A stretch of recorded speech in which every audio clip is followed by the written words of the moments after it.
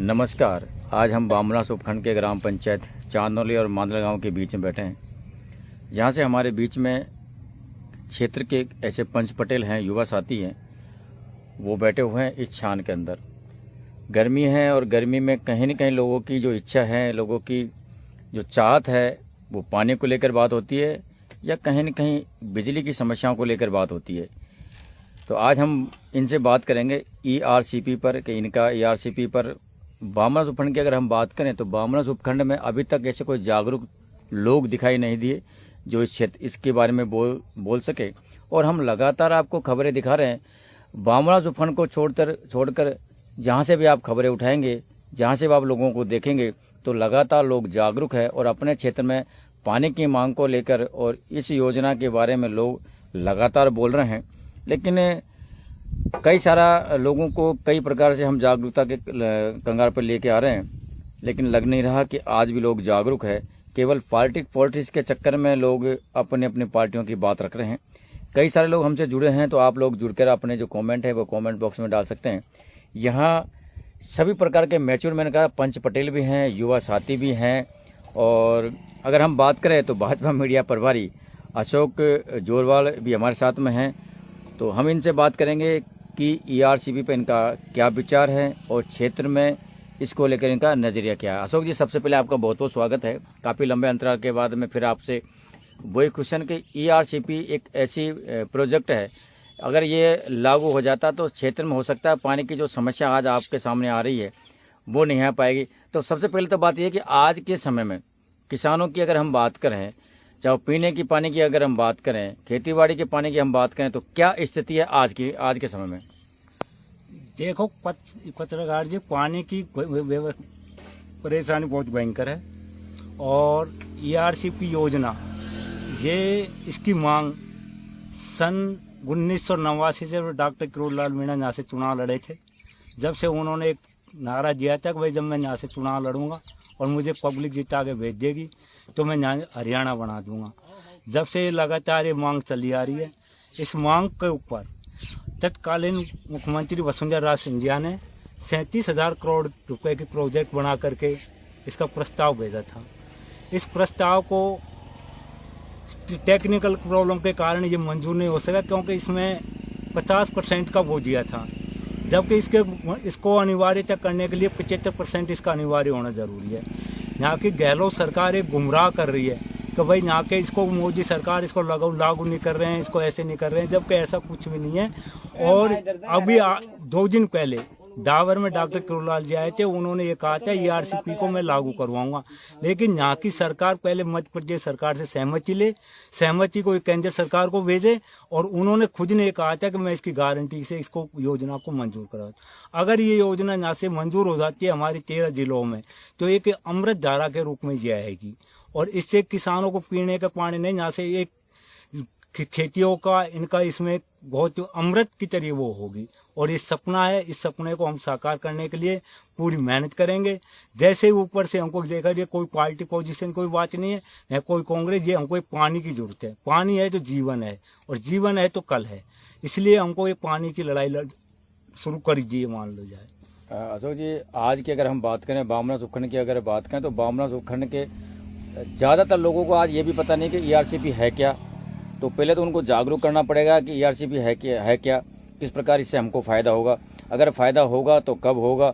और लोग जागरूक हो जाएंगे, लोग सरकार से मांग करेंगे, तो हो सकता है भविष्य में इसका फ़ायदा हो जाए। लेकिन लोगों की क्या राय है आपने देखा, तो कई लोगों से हमने बात की तो लोगों को भी पता ही नहीं कि ईआरसीपी है क्या। अगर बामलास उपखंड के बाहर की अगर बात करें, तो बामलास उपखंड के बाहर के लोग बिल्कुल जागरूक हैं, तो इस पर क्या?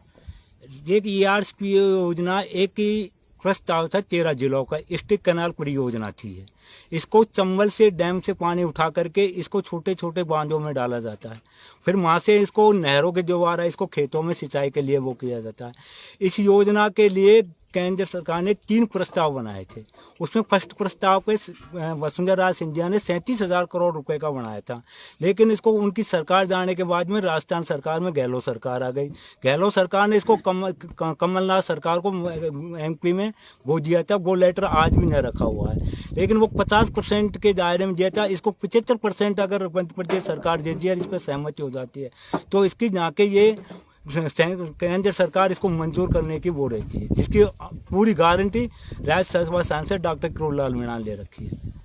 अगर आज की हम बात करें तो लोग लगातार जिस प्रकार के अलग जगहों पर ज्ञापन दिए जा रहे हैं और हड़ताल की जा रही है, धरना प्रदर्शन किया जा रहा है, तो आपके क्षेत्र में ऐसी कोई रूपरेखा आप तैयार कर रहे हो ताकि सरकार को पता चला कि हमें भी पानी की आवश्यकता है?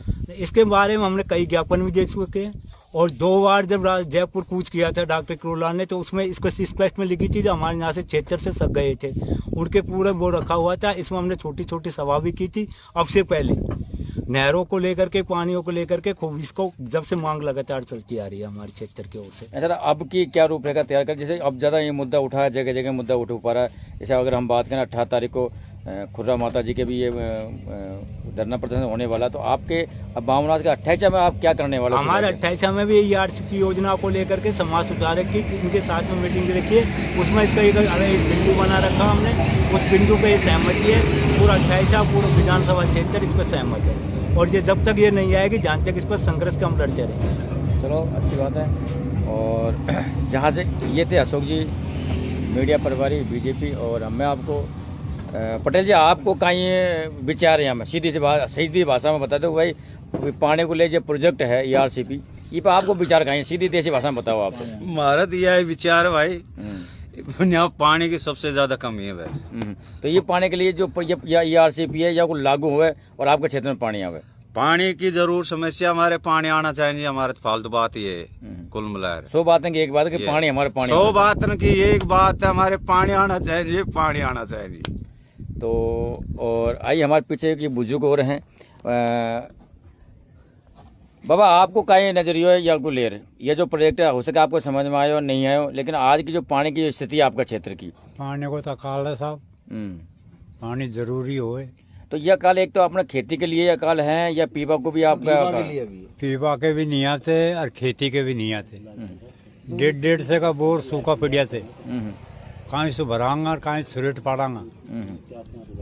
तो ये को मतलब यही कि आपका अगर यह जो योजना है, यह प्रोजेक्ट को अगर सरकार मंजूर कर दे, तो हो सके आपका क्षेत्र में पानी की समस्याएं जो कम हो जाए। हाँ, हो सके। तो आपको मांगते हैं ये सीधे से मांग पूरी आत्मा से। हाँ, चलो, आप युवा हो भाई साहब, और युवा होने के नाते आपको पता हो कि आज के ज़माने में पानी की जो समस्या है, क्योंकि पहले के ज़माना में और आज के ज़माना में काफ़ी अंतराल आ गया, और सुबह से ले शाम तक घर में काफ़ी सारा जो पानी की जो समस्या है वो लगातार बनी हुई है। उसके साथ खेतीबाड़ी का जो रोज़गार का जो साधन है वो है बिल्कुल लुप्त होता चला गया, क्योंकि आप भी एक ऐसा पेशा से हो जो एक ड्राइवर पेशा से होगा, जहाँ तक हमारी नॉलेज है। और पहले ज़माने में आपको टाइम नहीं मिलता था, लेकिन आज आप फ्री बैठे हो, तो रोज़गार का साधन तो चाहिए। रोज़गार का साधन है नहीं, तो खेती बाड़ी पर लोग निर्भर हो गए। जैसे आपने आपकी खेती है तो खेती कर ली, तो खेती पानी नहीं है तो आप खेती कहाँ से करेगा? तो आपको क्या विचार या प्रोजेक्ट के बारे में, या प्रोजेक्ट के बारे में पानी की जो समस्या है वो पानी की पूर्ति करो, और कहीं विचार वही सब। तो ये के लिए आपको संघर्ष तो करना पड़ेगा, तो सरकार से भी लड़ाई लड़नी पड़ेगी, अधिकारियों को आपको लिख देना पड़ेगा, संघर्ष करेंगे। तो पानी के लिए पानी की आज की क्या पोषण है बताओ? पानी बिल्कुल कम पड़ गया, कम पड़ेगा। 1.5 से का बोर सूखा पड़िया है, बिल्कुल नीचे गया पानी। और कहीं क्या चाहो आप, कहीं बोल जाओ, बोल दे पानी की शॉर्ट है बिल्कुल हमारे। भाई साहब ने बुलाओ, बिल्कुल चश्मा यही बोलेगा।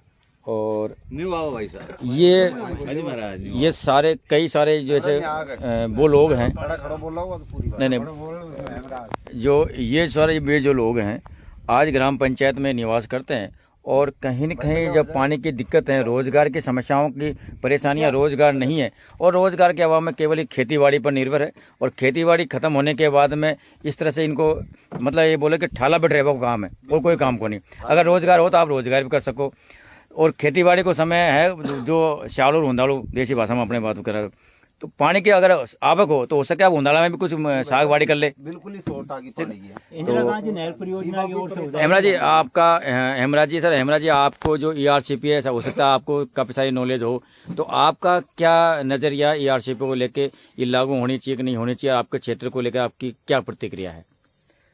पत्रकार महोदय, आपकी प्रेस को और आपको सादर धन्यवाद। आपने ये मुद्दा उठाया। हमारे 11 जो जिला है 11 तो बेहद ही सूखाग्रस्त है। यहाँ की दुनिया मतलब फ्लोराइड युक्त, फुल फ्लोराइड, 30% फ्लोराइड हो, 200 फुट पे जाए बाद में तब तो बिल्कुल जहर पी रहा जानवर और शिक्षा और पानी, सड़क और सुरक्षा। अब वो में से मेन मुद्दों तो जल है तो तल है, जल ही जीवन है।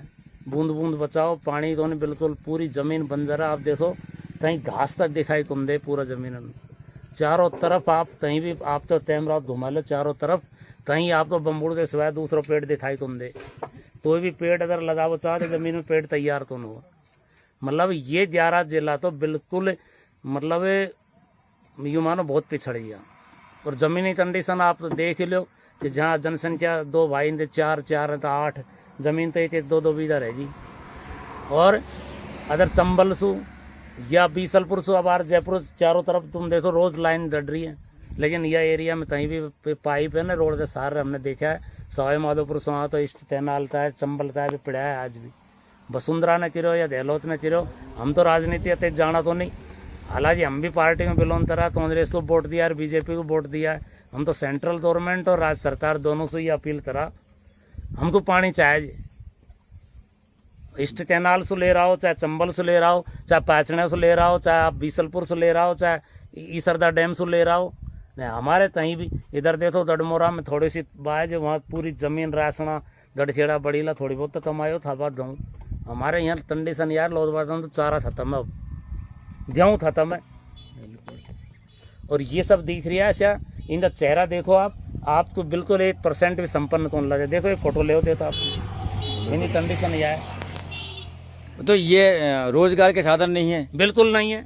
कोई फैक्ट्री नहीं है, कोई एक भी पेड़ पौधा आप तो देखो कहीं बम्बूड़ के सिवाय अगर दूसरा पेड़ दिखाई दे तो पानी मत दो, कोई घास भी दिखाई दे तो कुल मिला के ये जो प्रोजेक्ट है इसको सरकार चाहो कांग्रेस की ओर अभी मैं श्यामपुरा खुर्द वो है इधर लालसोट इसमें दोसा में, तो उसमें बालाजी जब मेला भरा था तो वो ERCP था, वहाँ भी बैनर तो पूरे मतलब चारों तरफ। ये यहाँ बावनवास उपखंड की बात नहीं है, ये आप जयपुर 400 बस्सी इधर पूरा ड्राई एरिया, ड्राई जोन है। मैं तो इसको ड्राई जोन कहता हूँ। आर पार देख लो, सपोटरा वो पोटरा, और जहाँ भी पानी थे ना समरसेल थी, जल स्तर सब गायब है। अब समुद्र तल की नाप ले लो आप तो फ्लोराइड नीचे, जो समुद्र तल से अपन जितने नीचे गहरे जाएंगे और समुद्र का लेवल आएगा उतना ही गहरा फ्लोराइड पानी है। जैसे आपसे सरकार से और केंद्र सरकार हो चाहे राज्य सरकार, हम तो दोनों चाहिए, स्पेशल किसी के नहीं है। तो हमन को तो पानी दो, चाहे ERCP से दो, चाहे कहीं से दो। या और सुनो, डाट साहब ने पहले जब MP चुनाव लड़ा था ना, जब उन्होंने कहा था इसको हरियाणा बना दूंगा, आज 30 साल बाद मतलब पहली घोषणा थी जब भी डॉक्टर साहब ने MP चुनाव लड़ा तो हमने सबसे ज़्यादा, आप देखना इतिहास, MP में सबसे ज़्यादा वोट से अगर जीत कर जाया ना तो डॉक्टर किरोड़ी लाल मीणा। और मैं तो डॉक्टर साहब को धन्यवाद देता हूँ। तो उन्होंने 30 साल बाद हरियाणा बनाने का जो सपना है ना हमारा, वो जैसे कहते थे ना भाई हरियाणा तब बनेगा, चुनाव लड़े तो हमने कहा भाई कैसे बनाएगा, ये तो झूठ बोल गया। लेकिन आज हम तो डॉक्टर साहब को धन्यवाद देते हैं और उनकी टीम को और सेंट्रल गवर्नमेंट को, राज्य सरकार को, सबको ही धन्यवाद है। तो ऐसा मुद्दा जनता के सामने लेते हैं जो ये बहुत बड़ा मुद्दा है। है ना, इससे पहले को जनता भी नहीं जानती थी कि ERCP क्या है। सिर्फ डॉक्टर साहब ने कहा था भाई मैं इसी 11 सवाई माधोपुर से लड़े थे, लेकिन उन्होंने कहा मैं हरियाणा बना दूंगा। क्योंकि आज आप भटिंडा तो सर क्या लगता है आपको ये हरियाणा बनेगा? सर बनेगा 100% बनेगा। या डॉक्टर साहब के राज में उनके नेतृत्व में बनेगा या जनता के नेतृत्व में? ये डॉक्टर साहब ने अगर एक आवाज दे दी ना तो पूरे जयपुर और पूरा भारत ने इकट्ठा हो जाएगा। इसमें कोई मीणा और कोई इसमें जाति विराति का कोई मामला नहीं, इसमें तो क्या आम जन को इसमें मतलब सातों कौम को पानी की आवश्यकता है और तो 100 कौम है ना, वो पूरा तो सहयोग है। और इनके साथ जानवरों को भी पानी की आवश्यकता है, खेती को भी पानी की आवश्यकता है। अरे आदमी तो 1 लीटर में काम चला ले, जानवर तो 40-40 लीटर चाहिए सर, पानी नहीं है। आप चलो इधर। आपका नाम सर? हेमराज मीणा सर। तो ये तो हेमराज जी, और इन्होंने कहा था, एक इच्छा जागृत की थी कि जो खेतों की स्थिति है, जो पानी के अभाव में आज देख पाए, और ये जानवर भी देखो सर, जानवर देखो कहीं न कहीं एक सहयोग होता है हेमराज जी, पानी नहीं है पानी के लिए। आज भी ये शायद मुझे ऐसा लग रहा है कि पानी अब चरचरा के कहीं से आई है, तो पानी के लिए अब ये भटक रही, जहाँ भी पानी मिलेगा वहाँ पर जाएगी। और मैं जैसे बोला था कि बरसात के समय में केवल यहाँ पानी मिलता है, ये खेत है बिल्कुल, जहाँ तक आपकी नज़र जाएगी केवल यहाँ पर ये जो इनमें एक पत्ता भी आपको हरा नहीं दिखेगा, केवल इन बम्बोड़ों के अलावा। तो पानी की तो यहाँ अति आवश्यकता है, और खेती के लिए नहीं, बल्कि मुझे ऐसा लगता है कि यहाँ आपके क्षेत्र में पीने के पानी की भी अति आवश्यकता। पीने का तो पानी नहीं है सर, पीने का तो पानी नहीं, जहर पी रहे हैं, फ्लोराइड पे तो पानी पी रहे हैं।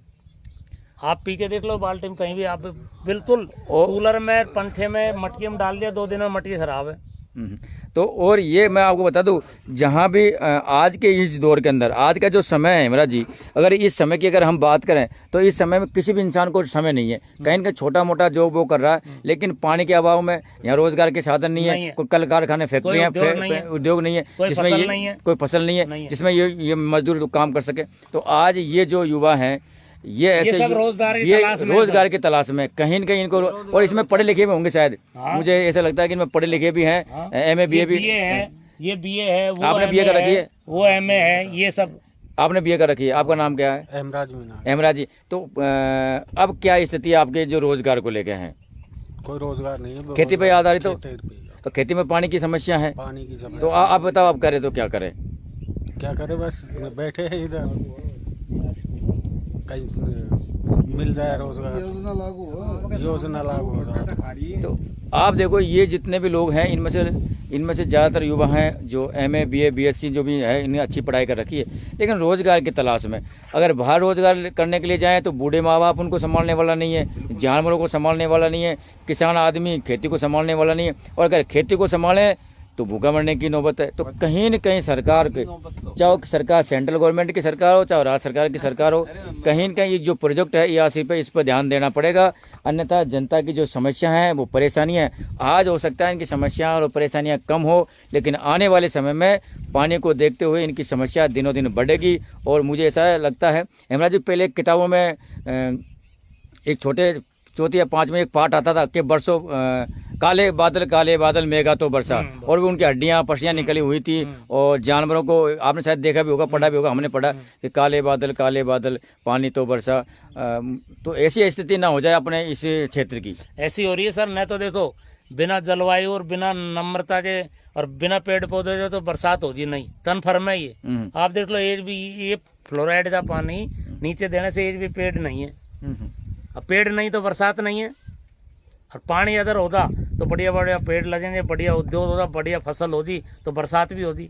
अब बिना पेड़ बरसात कैसे होगी सर? तो ERCP के मुद्दे के साथ हेमराज जी, आप एक जागरूक आदमी, मुझे ऐसा लगता है कि आप जागरूक आदमी हो, सारे लोग जागरूक हैं यहाँ, ऐसा नहीं कि जो जागरूक नहीं है, पढ़े लिखे भी है, लेकिन कहीं न कहीं जो मन की दबिश होती है ना, आर्थिक तंगी होती है ना, उसमें जागरूक आदमी की भी आवाज़ नहीं निकल पाती है। बिल्कुल सर। ठीक, तो कहीं न कहीं इनके साथ में इनको रोजगार के कल कारखाने में सरकार इसे प्रयास करे कि रोजगार के ऐसे उद्योग धंधे ब्लॉक स्तर पर या कैसे खोले, ताकि इन लोगों को रोजगार मिल सके। सर देखो, लालसोट से गंगापुर और बावनवास से सवाई माधोपुर, इसके बीच में न तो कोई खनन है, न तो कोई पत्थर है जो जिससे कोई रोजगार मिल जाए, न कोई फैक्ट्री है, न कोई फसल है, न कोई स्कूल कॉलेज, तो तुझसे नहीं है। एक परिवार में से मुश्किल से गाँव में 10 सर्विसमैन होंगे, और अधिकतर कहते हैं भाई बावनवास सवाई माधोपुर सबसे ज़्यादा सर्विसमैन है। सर्विसमैनों से क्या होता सर? आप बेरोजगार, अब वैकेंसी आ नहीं रही है, जमीन सब बंजर पड़ी है, अब बिल्कुल ही चारा नहीं है, कई किसानों के तो अनाज नहीं है घर में, ये कंडीशन है। अब न तो बिना पैसे की पढ़ाई होती, न बिना पैसे के उनका स्वास्थ्य। तो इसलिए मैं तो डॉक्टर साहब ने जो ये जो मुद्दा इस्तेमाल का दिया है, लाख लाख धन्यवाद है मोदी जी तो, डॉक्टर साहब को, कि इसको जल्दी से जल्दी सर, इतने डिले नहीं, ये काम जल्दी से जल्दी हो सर। इसकी घोषणा और पानी की जो प्रक्रिया वो चालू हो, ताकि लोगों को पानी जल्दी से जल्दी पानी मिल सके। पानी तो सर शाम को भी नहीं मिले ना, आज ये देखो जितने भी है ना फ्लोराइड से इनके घुटने सबके टेढ़े हो गए सर। तो बहुत अच्छी बात, धन्यवाद हेमराज जी, आप जुड़े और आपने आगाज किया। क्या नाम सर आपका? अर्षा गुजर। अर्षा जी, क्या आप ERCP के बारे में क्या कहना चाहते हो? आपने खूब सुना होगा, मुद्दा भी है और लगातार ये चल रहा है मुद्दा पानी को लेकर। तो आपकी क्या राय है, क्या प्रतिक्रिया, क्या कहना चाह रहे हो आप? ये सब लोगों की आवाज़ सुनते रहे हो आप। नहीं सर, हमारे सुनने से कुछ नहीं होगा। आप क्या कहना चाह रहे हो सरकार और प्रशासन से? अब सरकार से तो अनुरोध ही है हमारा, तो बार बार में सरकार आती रहती है जाती रहती है, हमेशा है ना आवाज़ को दबा देते हैं, कोई है ना काम करने वाला है ही नहीं। तो सरकार आपकी आवाज़ को दबा देते हैं आपने बोला, तो सरकार आपकी आवाज़ को दबाती क्यों है? क्योंकि एक जनता तो जनार्दन होती है, जनता चाहे तो कुछ भी कर सकती है, सरकार को गिरा भी सकती है, तो सरकार को बना भी सकती है। वो पलड़ा है ना, होता रहता है ऊंचा नीचा। दूसरी सरकार आएगी क्या उसको ने अगर आपके हेमराज ये बताइए, अगर ये से परियोजना को सरकार लागू नहीं करती है, मान ली जाए 1 मिनट के लिए, तो फिर आपकी क्या प्रतिक्रिया रहेगी? अब इस सरकार को जैसे पटरी फेंकी थी ना रेल की, उस तरीके से इसको उखाड़ के फेंक देंगे, दूसरी सरकार बुला लेंगे। भाई मजबूरन करना पड़ेगा। मजबूरन ही है ना भाई, इस सरकार को उखाड़ के भगा देंगे। तो कहानी ऐसे भी एक कहानी वो भी है कि सब सीधी उंगली से घी नहीं निकलता है। बड़े बुजुर्ग ने कहा कि सीधी उंगली से घी नहीं निकलता है। बहुत दिन हो गए चिल्लाते बहुत दिन हो गए, अब दौड़ा आ गया और क्या चाहिए। तो मतलब आज तक आपने जनता ने केवल सरकार बनाने का ही काम किया है। ये धासा है वही 10 दिन वाला हाल। राहुल गांधी जी ने कहा 10 दिन में किसानों का कर्ज माफी कर देंगे, आज दिन तक नहीं हुआ। अब धासा पट्टी से काम चलेगा क्या? काम तो करना पड़ेगा। हो सकता कोई ऐसी कोई बात आपसे बोलते रहे, आप उनके लपेटे में फिर आ जाओ। अब लपेटा में दो ने, ये तो आश्वासन देते हैं पर हर कोई लोग नहीं आता है धासा पट्टी में। अब सब शिक्षित है, सब समझदार मिला कि आप ये अब जागरूक हो चुके हो और जागरूक होकर अपनी मांग पर अड़े हैं और इस मांग को मनवा कर रहेंगे। तो बहुत बहुत धन्यवाद सर आपको कि आप लोग हमसे जुड़े, और हमसे जुड़ने पर ERCP पर बामला क्षेत्र के लोग जागरूक जरूर है, लेकिन कहीं न कहीं जागरूकता इनके साथ में है, लेकिन इनको फ्रंट पर लाना पड़ेगा। और अगर ये फ्रंट पे आ गए तो हो सकता है कि इनकी जो समस्या है, जो पानी की जो दिक्कतें हैं, पानी की जो परेशानी है, उसका समाधान तो साथ में होगा। लेकिन अगर ये कहीं ज़्यादा जागरूक हो गए तो जैसा उन्होंने बोला ना कि सरकार पलटने में टाइम लगा, जनता है, जनता जनार्दन कुछ भी कर सकती है जब अपनी पा जाए। तो आप बने रहिए हमारे साथ, हम आपको तमाम अपडेट और जानकारी देते रहेंगे। जब तक के लिए नमस्कार, जय हिंद, जय भारत।